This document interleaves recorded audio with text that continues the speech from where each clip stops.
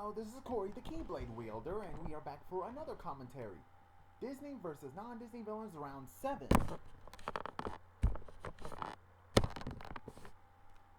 And let us continue. Begin.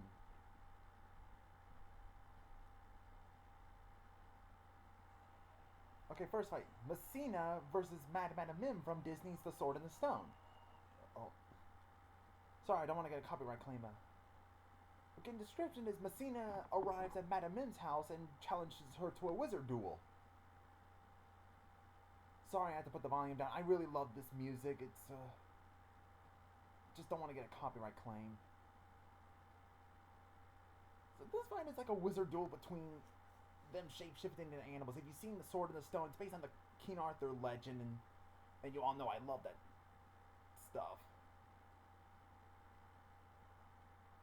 So I guess Messina is challenging her just so she can... Okay, I did like it. She turns into a snake like, now get out of my house, you snake. Where was I? Oh, yeah. I guess she just wants to observe all of... sorry. Take all of Mim's powers.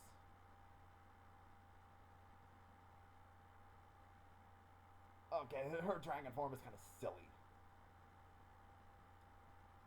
I'm kind of sad that Madame Mim lost, and... Okay, I can understand why he had to, kill her off. Well, not really kill her off, actually, but...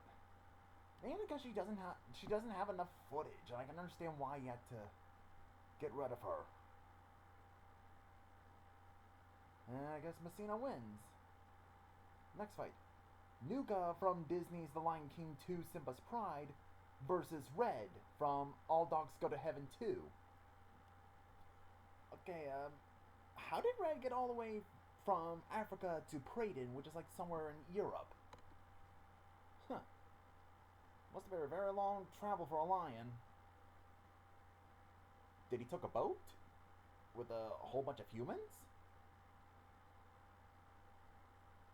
Who knows? And the description says that Nuka wants to prove himself just to show that he is worthy of being in Scar's and Zira's alliance and being the worthy lion, like king. I'm sorry, I'm getting things mixed up. If you've seen Lion King 2, you would know that Nuka really wants Zira's attention and support. And the Horned King is sending him to fight against Red. He's gonna die. If you've seen All Dogs Go to Heaven 2, you would know what his real form is. And yeah, he looks like a regular old dog, but look at his form.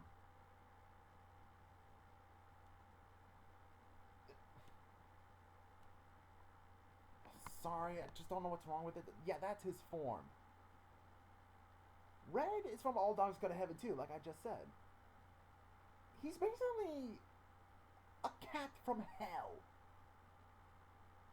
He's like well, not really Satan, but kind of inspiration.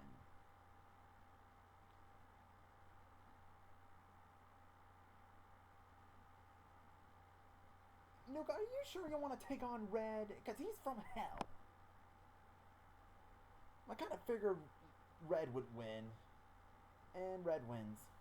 Okay, next fight. Cruella de Vil from Disney's 101 Dalmatians versus Aunt Fig from the Tom and Jerry the movie. I guess it makes sense that these two would fight because they're both kind of similar. Not a lot similar, but a little bit of similarity. I kind of like in the description said that Cruella's getting a call from her lawyer, which is Lickboot. Yeah, it's a weird name. What kind of parent would name their kid Lickboot? And Cruella just challenging Aunt Fig, who is Lickboot's new... Sorry, I don't know what's wrong with me. I just don't want to mess this whole commentary up.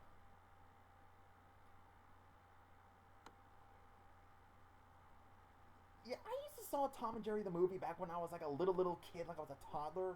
And looking back on it, even from the Nostalgia Critics review, it's a really not good movie. Yeah, even Manu and 73 Windman could agree that the Tom and Jerry movie is not good. The weird part is, it's way better. I mean, Tom and Jerry the movie is way better than Felix the Cat the movie. Felix the Cat, you know, the cat made way before Mickey Mouse came along. Yeah, they made a movie for Felix the Cat. Go watch Nostalgia Critics review of it and you'll see. Even though Tom and Jerry the movie is bad, but it is better than Felix the Cat movie. I kind of wish Felix the Cat had his own much better film. Speaking of that, are we going to get the Duke of Zil to fight Jafar? That'd be interesting. And Cruella de Vil wins. Sorry, this is off topic on this one. Next fight. Charnabog versus Rothbard and Rasputin. We haven't seen Rothbard in a while since round 1, haven't we? Charnabog is like probably bringing more chaos to the wars, just for his music, because he's the devil, of course. When I read this title, I'm not sure how both of them could win. I mean, yeah, they're both powerful sorcerers, but Charnabog is the devil. He would beat them to a pulp. He would... I don't think it makes sense for mortals to fight the devil. Okay, yeah, action stuff, but Charnabog is also the god of evil, the god of darkness. How are they going to fight him off? Okay, I kind of like this is the lines between Rothbard and Rasputin. There's differences between these two. Rasputin is all wrathful, power-hungry, and vengeful, and Rothbard, he's chill, bro. It's like, hey, bro. Kind of entertaining. And these two did the stupid choice by challenging Charnabog. And Rasputin and Rothbard are attacking his minions. Yeah, Charnabog's way more powerful than all of his minions. He's even powerful than Hades, of course. And of course they wouldn't win. I mean, what did you expect? Charnabog is the devil. He is Satan of the Disney multiverse. So they asked the Magic Mirror, someone that could help them defeat Charnabog. And who is it? Interesting choice. The Emperor of the Night. From Pinocchio and the Emperor of the Night. Let's just say the film is an unofficial sequel to Disney's Pinocchio. What I mean by that is Pinocchio was a novel. It was like one book, which was of course first adapted by Disney. Then Filmation decided to make a sequel to both the book and the Disney film, which is of course not canon to the Disney multiverse because it's not Disney. The Emperor of the Night is basically like the Satan of the Pinocchio movie itself. The whole novels, that is. Let's just say the Emperor of the Night is basically like all temptations and evil, while the good fairy, or as you all know, the blue fairy, which is all good and righteousness and all that stuff. Basically like the yin and yang kind of stuff. And the Emperor of the Night is pretty terrifying. Plus, he's voiced by James Earl Jones, the same guy who played Darth Vader and Mufasa. Huh. Now I might as well call you Darth Dracula. Because he looks like a demonic Dracula. Again, the Emperor, if I worked at Filmation, I wouldn't make this as a Pinocchio film. I would probably make it as an animated horror movie. Way on top with like live action films like Hellraiser, Friday the 13th, and Nightmare on Elm Street, all that stuff. If you saw the movie, you'll see, because he has like a carnival, which is, yeah, it's kind of silly, but everyone ever had a traumatizing experience at carnivals? And Rasputin and Rothbard decide to summon the Emperor of the Night. And the Emperor of the Night accepts this. Plus, in the prequel, there was also a reason why Charnabog and the Emperor are rivals. Plus, the Emperor of the Night is also the brother of Charnabog. Huh. Charnabog, the Nightmare King, and the Emperor of the Night brothers. That's very interesting. And it probably would make sense that these three would be brothers. Makes you wonder, who is their dad anyway? And who is their mom?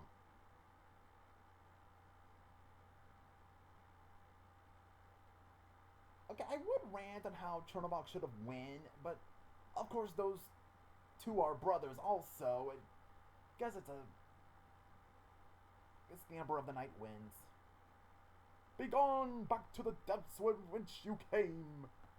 And they win. Rothbard, Rasputin, and the Emperor of the Night wins. Next fight. Hollywood from Cool World versus the Toon Patrol from Who Framed Roger Rabbit.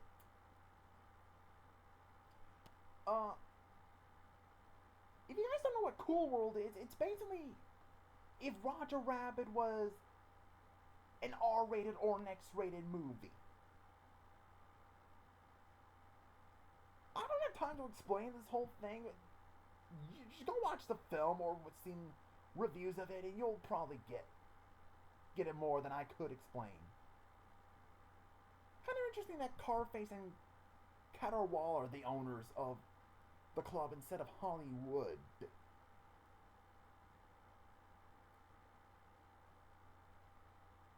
Huh. Okay, I'm kind of confused. How did Hollywood go all the way from Earth to Planet Z? I like how in the description that she's flirting her way just to get... She's flirting with Zurg just so she can go to the live-action universe. About time we see that. First we have the hand-drawn realm, which is of course for the other rounds, and now in round 5 we get the CGI realm. Now round 7 we get the live-action realm.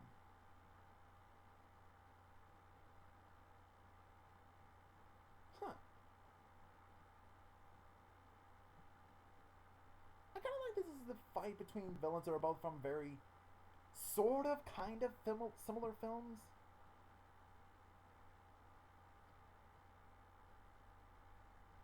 Where's Judge Doom? Shouldn't he help the Toon Patrol to catch Hollywood? Did Hollywood already committed a crime or something?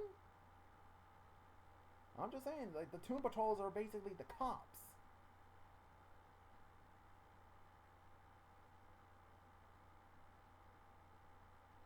I'm just saying, it should have been much better if you had Judge Doom in there in the fight.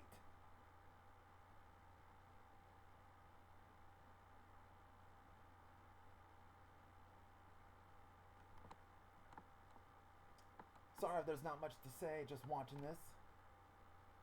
And it seems like Holly is sending a bunch of chaos tunes to the hand-drawn realm. Well, that's crazy. And Hollywood wins. I guess she's back to the hand-drawn realm. Now in the epilogue, Frollo sees a human girl on the beach. And of course we all know who that is. That's Ursula in a human form. And Frollo is now under Ursula's spell.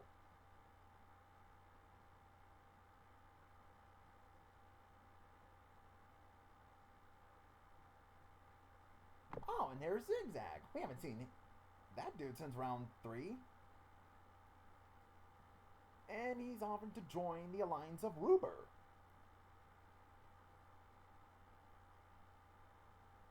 Huh. I like that. Kind of funny we got the 3 R's. Ruber, Rasputin, and Rothbard. And now we got Zigzag. 3 big R's and 1 with a Z.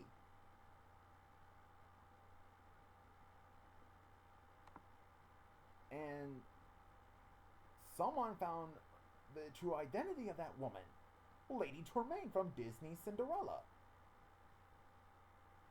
And Ursula is giving Lady Tremaine the wand of the fairy godmother just so she can help her with the plans. I have seen Cinderella 3 a twist in times, and it was actually a pretty good film. And Ursula sees that Morgana has the trident. Yeah, Ursula's kind of jealous that her sister has the power. And Zira sees that Nuka is dead.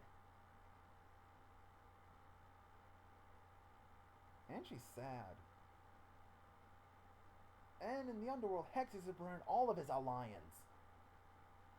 Thrax and Red are in Hex's alliance. Okay, Red was already in the alliance, but still. And yeah, that was Disney versus non-Disney villains round 7. Hopefully I'll do more on this commentary.